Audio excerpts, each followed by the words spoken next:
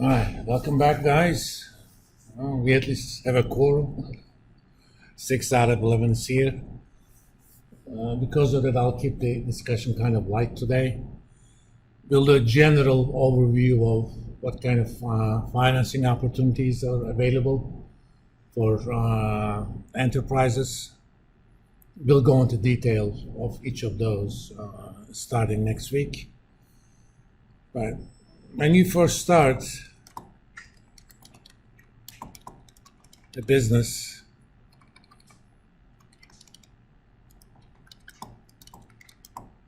so what is the first source of capital?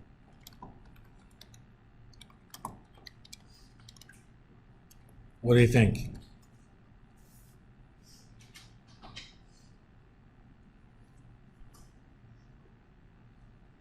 You know, who's the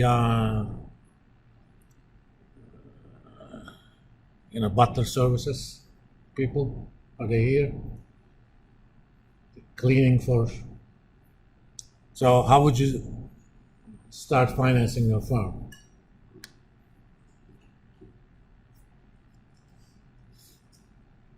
What should be the first source of financing? Huh? Yeah, probably your own money.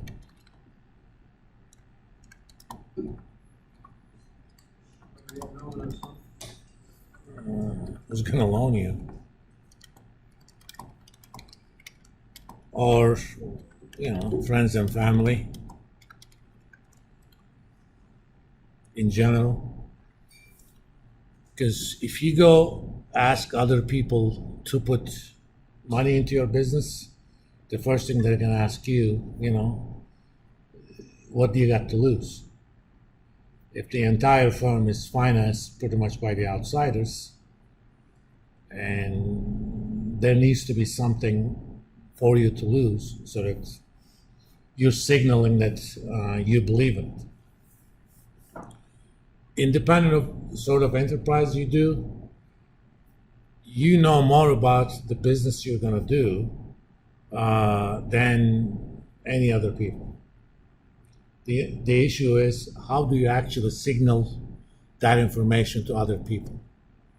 I mean, you can come up with a business plan, and they teach you how to write good business plans in other classes. This is not a class for that. And you can make great PowerPoint presentations.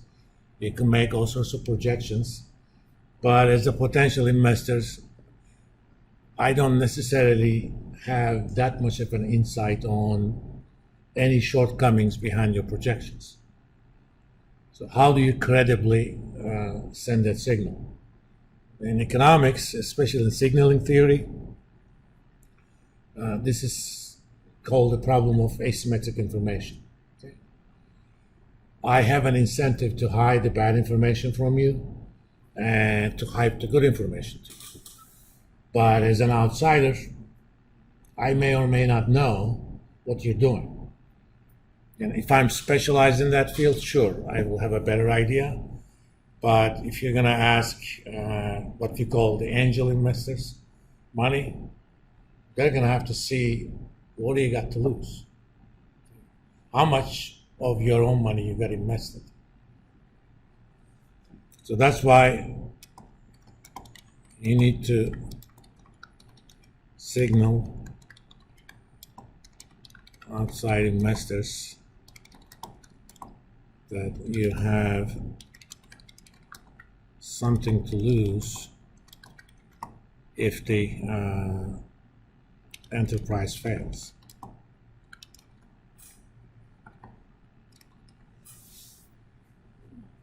If you look at, for example, restaurant business, it's, unless the chef is established and there is a reputation, it's very rare that a new restaurant has outside investors. Why? Because I have no idea how good of a chef you are. I mean, I personally think I'm a great cook. Okay?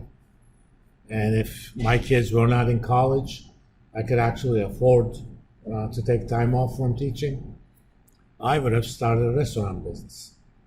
Mine would have been simple. I would be the restaurant Nazi. You come to my place, there are 4 or 5 tables.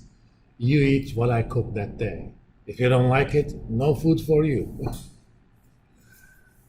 Okay, I have a few friends where I share some of my cooking so they know how good it is. But if I want somebody else to finance it, they may or may not know. So I gotta put in my own money. I mean, even convincing the landlord to lease it to you is gonna be trouble unless you can actually back that lease up by some of your own personal property. You can't simply say, okay, I'm gonna have an LLC. That LLC is going to lease the place. LLC, as the name suggests, limited liability company.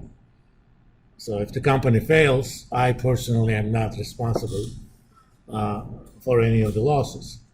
Only the capital of the LLC is responsible. So if you want to lease a place as an LLC, they're going to say, can I look at your books first? What do you have, assets that I can actually collateralize? Otherwise, they're going to say, you have to sign yourself so that I can go after your own assets in general. So that's the first part. There are then layers. Next, you could do what we call angel investors. You know what an angel investor is, or have you heard about them? As the name suggests, these guys are basically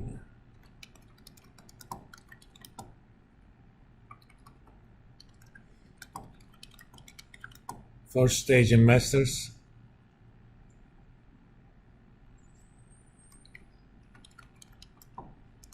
In a new enterprise.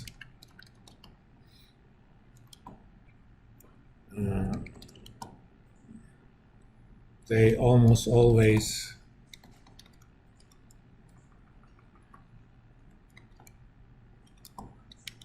ask for participation in upside.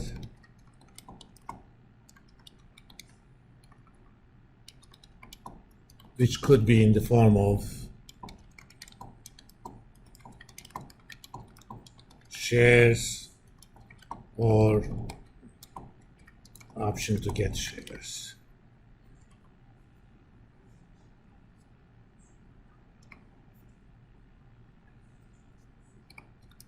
And typically a combination of the both.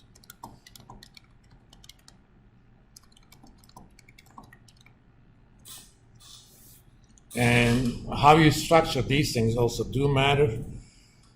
So angel investors, these are outside of friends and family. And typically when you get to this stage, depending upon the product,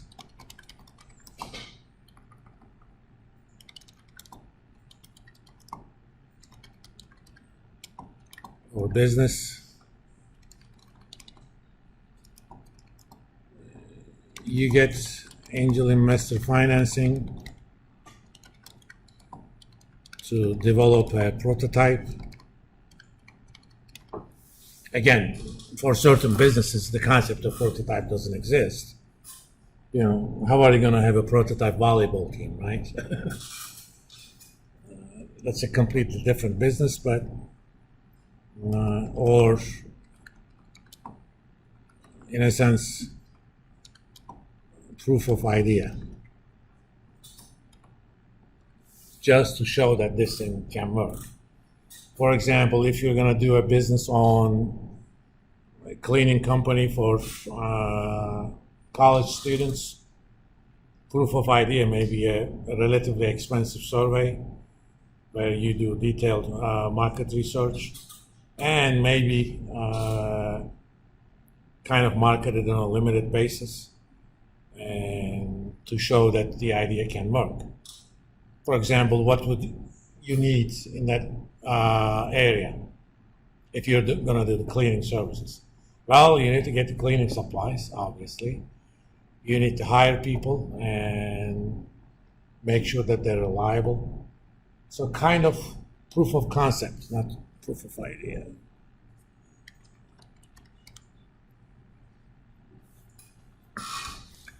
Angel investors take the most risk, but they also get in from the ground floor in the sense that they're going to get those shares relatively cheaply. So if you want to signal that your idea is really good, one way of signaling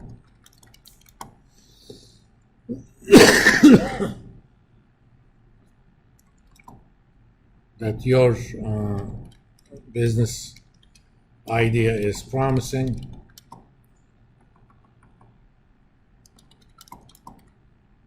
is to construct stages of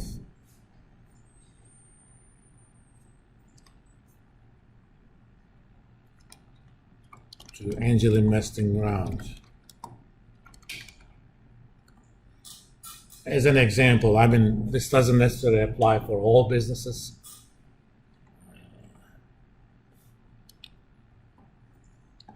Ask them 1/3 of the money now,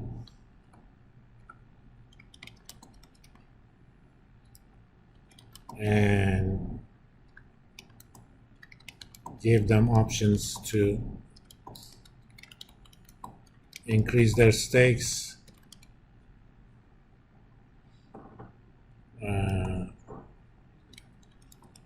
based on certain milestones.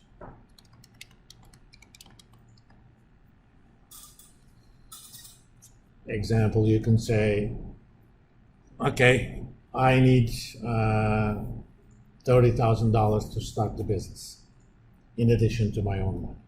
So how about you give me 10 grand now as an angel investor? I'll give you this much percent of the company. Again, that's going to depend on valuation and stuff, which we're going to talk about later. And you can say, okay, for that, I'll give you 10% of the company. I'm just making up that number. But then you say, if I reach 20 customers, you have the option to buy another 10, to give me another 10 for another 10%. But if I reach 30 customers, you have to give me another 10. So you kind of lock them in. You give them an option based on certain milestones, and you lock them on a little bit higher milestones. That way they know that they can increase their stakes